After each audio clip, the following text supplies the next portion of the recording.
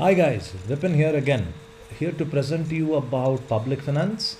Now this video has been made not from the commerce point of view, but generally you're supposed to know what public finance is. Okay, so let's get started and let's look at what is public finance. Okay, now public finance refers to the study of the financial operations of the government.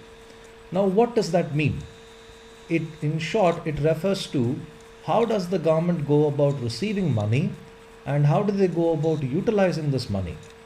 Okay, in order to go about utilizing money, you need to prepare something which is referred to as a budget. Okay, a budget is an estimate of your expenses which would occur in the future. Now, how do you know how much expenses you're going to have? By looking at how much of revenue you're going to receive, you go about allotting that revenue to the various requirements that would incur in the future. Now, when the 2014 budget is going to be presented, Chidambaram would have considered the revenue received in 2013 for allotting it for the expenses in 2014. Okay. Now, there are three types of budgets that you would come across: a balanced budget, a surplus budget, and a deficit budget. A balanced budget is a type of budget wherein our revenue meets our expenses. Okay. In case of a surplus budget, our revenue exceeds our expenses. However, in the third case, which is a deficit budget and something which India is quite used to, our expenses significantly exceed our revenue. Okay. Now, apart from this, you have budgets in India which are classified into fiscal budgets and in fact a railway budget. The fiscal budget is what the country looks forward to the most. Okay, and usually in the fiscal budget it tends to be a deficit budget in the case. Okay, the railway budget, we have a separate budget in fact for the railways. Now why is that, you might ask? It's because when the railways were introduced by the British in this country, the railways as an institution were so vast. Not only then, they continue to be so vast even today. You need to have a separate budget just because of the vastness of that institution. Okay. Now, this is something which I found a little interesting because I'm very curious and very anxious to see how Chidambaram is going to present the budget in 2014.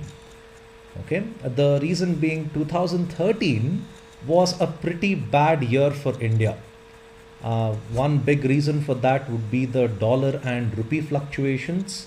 In fact, the highest the dollar versus rupee was, $1 was equal to rupees 68.69. So in other words, the situation was quite bad in India. Now don't giggle just because I said 69. Okay, let's look forward to the 2014 budget by Chidambaram. Now, where does the government actually go about receiving revenue? Okay, one major source of revenue for the government are taxes. Let's look at direct taxes now. Direct taxes, the first category you have there is income tax. Now, income tax is a tax that is levied on the salary of an individual. Okay, I'll focus just on the salary of an individual because it makes it easy. Now, if I were to earn a salary of 2 lakh rupees per annum, I would not be charged any income tax at all. The reason being 2 lakh rupees is the minimum exemption limit for income tax. If I were to be earning say 2,50,000, I would have to pay a balance of 50,000 rupees, 10% of 50,000 rupees as my income tax value. Okay, now the maximum that you can pay in income tax is about 30%. However, there is a proposal by the government for high salaried individuals, people who are earning more than rupees 1 crore. Okay, they could go about in fact being taxed at 35% on their income. So cricketers and actors, beware. You could in fact be paying a lot more taxes than what you are right now. Okay, the 30% slab could in fact go up to 35% is what they're proposing. Okay, the other one that you have is corporate tax. Like the name says, corporate tax is what companies go about paying, and corporate tax stands at 30% flat. For Indian companies, it's 30%. However, for foreign companies, it's about 40%. Okay. Wealth tax is the tax that is levied upon the net worth of an individual. How do you go about calculating the net worth of an individual? You consider the value of the assets minus the liabilities that the person has. Liabilities as in the debts that the person has. Okay, upon that you'll be able to know the net wealth of an individual. Moving on to gift tax. Let's say your father decided to sell some ancestral property, and for the sale of that ancestral property, a large amount of money he received. A part of that money he decided to give it to you as a share. Now for that you could be taxed gift tax. Now thankfully that doesn't happen because gift tax was abolished in 1998. So no need to worry about that now. Interest tax. Interest tax is the tax that is levied on the interest income that you would earn on your deposits in commercial banks. Okay. Now what is the limit of income tax? What is the limit of interest tax, you might ask? If your interest income exceeds rupees 10,000 in a year, okay, if your interest income exceeds rupees 10,000 in a year, then you could be taxed interest tax. Okay. What about indirect taxes? Now let me first tell you what indirect taxes are. Okay. Now indirect taxes are a type of tax wherein you are paying it indirectly. I know that sounds very vague, but let me try to make this clear. Okay. One commodity which we've all paid indirect tax for is petrol. Petrol has a very, very high rate of sales tax which is levied upon. Okay. This is one of the reasons why the sales tax, the petrol prices in different states are having a huge difference. Karnataka is one of those places where the taxes on fuel is extremely high. Now, the oil companies, or here in this case the dealers, are supposed to be paying the sales tax. But rather than them paying the sales tax, they go about receiving that money from you, and they eventually use that money and pay to the state government in this case. Okay. Now, that's what you would refer to as sales tax. Sales tax is also one of the reasons why even automobile prices are different in different states. If you've gone through Overdrive magazine or Autocar, you would have noticed that they would have mentioned X showroom, it's say 5 lakh rupees. However, X Chennai showroom is around say 5,20,000 rupees. You would find a mild difference in prices, and the reason for that is because of the local taxes. Here in this case, it would be the sales tax. Then you have service taxes. Service taxes are uniform for the entire country. It stands at 12.36%. Okay. Service taxes were not present for certain services, like for example, if you're running a salon, you need not charge your customer service tax. But thanks to the recent amendments, even salon services have been categorized as a service for which you need to go about paying service tax. Or even fashion designers, in fact, the services they're rendered also, they need to go about paying service tax for this. Okay. Then you have excise. Excise is a tax that is levied on manufacturing products. Now, what products here? Everything. Even if you have bought a 5 rupees ballpoint pen, within that 5 rupees amount that you have paid, you have in fact contributed to the excise revenue of the Karnataka government. Okay, excise depends on every state. A good example here to tell you what excise is and how McDonald's was cleverly avoiding this was when McDonald's argued when they had a case from the excise department of Maharashtra saying that soft serve is not ice cream, so we will not pay the taxes of 16% on the product value.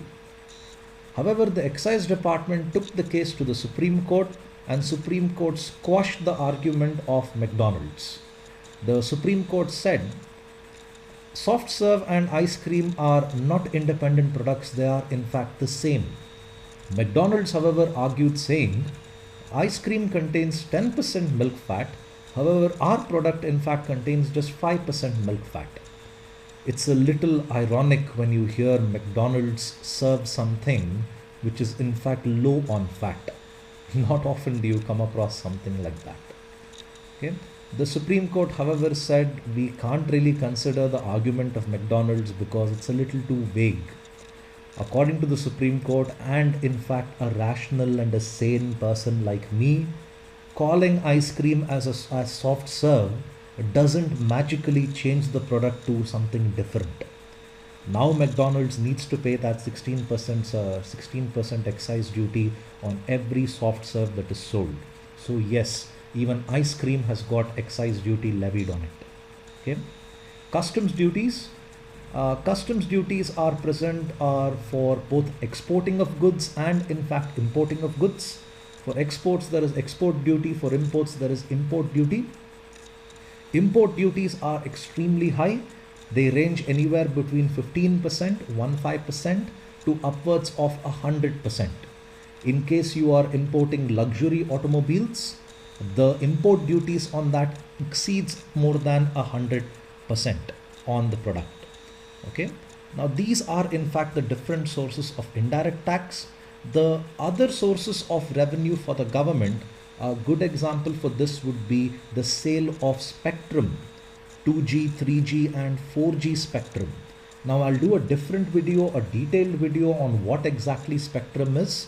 That's a very, very interesting concept. In fact, the Telecom Regulatory Authority of India has earned thousands of crores by the sale of this spectrum. The other sources of revenue, there was even a recent scam on this, the Colgate scam as they call it, nothing to do with the toothpaste. It's merely the allocation of coal mines, coal blocks as they call it. That also is a very, very vital source of revenue for the government. The railway services, the post office services, all that as well adds to the revenue of the government. Okay, moving on. So VAT. What is VAT? Value added tax. Value added tax is going to change in the upcoming days to goods and services tax. But before that happens, let me try and tell you what is the meaning of value added in the first place. Okay, so what does it mean when you say value added or just adding value to a product? Now some products cannot be used in its raw form. They need to be altered through a manufacturing process, and then you could go about using the product. Consider, for example, textiles, cotton textiles. Cotton in its raw form cannot be used as clothing.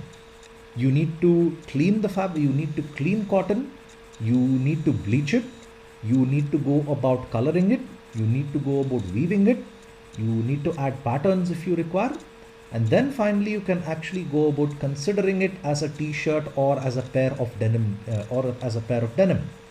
Until you do that, it's nothing but just raw cotton. Now through a manufacturing process, they are adding value to cotton, and that's what you refer to as value added, and that's where you go about adding the tax point of view for this particular concept. Okay, cotton, remember, raw form you cannot use, you manufacture it, you go through the different process, you give it shape, you give it color, you give it some aesthetics, and then finally the product can be used. And that's where you go about charging VAT on this. VAT, just like excise and sales tax, differs in different states. In recent days, our former Chief Minister Jagdish Shettar has increased the VAT by 0.5%. So some products you go about paying 5.5%, while other products you go about paying 14.5% as the value added tax on this. Okay. Now there are some more topics on this: public expenditure and public debt. I will do this in another video. Thank you for your time. Have a nice day. I hope this video was helpful.